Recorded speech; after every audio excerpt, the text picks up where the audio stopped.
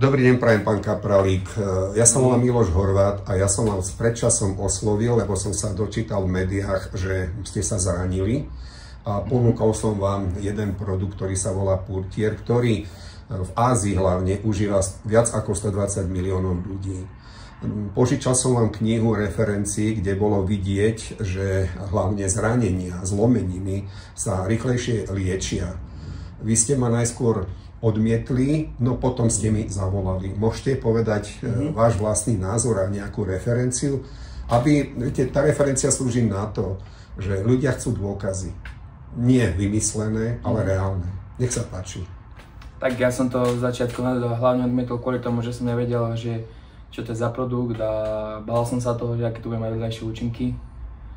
No ale potom som sa otočil vlastne za vami opäť, pretože som chcel, aby som bol skôr pripravený, aby som mohol skôr športovať, a tak som sa vám ozval a vypýtal som si ten produkt a už ho vyše mesiaca ho užívam a musím povedať, že nič nepocítim, nič zlé a iba verím v to, že mi to pomohlo. A máte nejaké prvé náznaky zlepšenia alebo vôbec žiadne náznaky? Tak rentgen ukázal, že sa to zhojilo a tak to je asi ten najväčší dôkaz. No. Lekár vám čo na to povedal? Tak lekár povedal, že sa to zhojilo a že to je veľmi dobré, vo veľmi dobrom štádiu momentálne. Dobre, a zhojilo sa to na základe, teda aj bez toho produktu, alebo ten produkt tomu pomohol?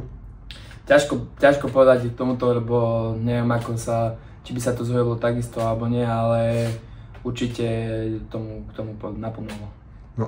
No a prečo ste mi zavolali, že ste si to rozmysleli? Tak zavolal som, ako som už povedal, že som chcel byť skôr a chcel som už vyskúšať aj tento Purtier a akože berem to v dobrom, že som to vyskúšal. Ja vám za to ďakujem a počkáme, keď doužívate, že aké to bude mať zmeny, či pozitívne alebo negatívne. Ďakujem vám za rozhovor. Môžem ho použiť, áno? Môžete. Ďakujem.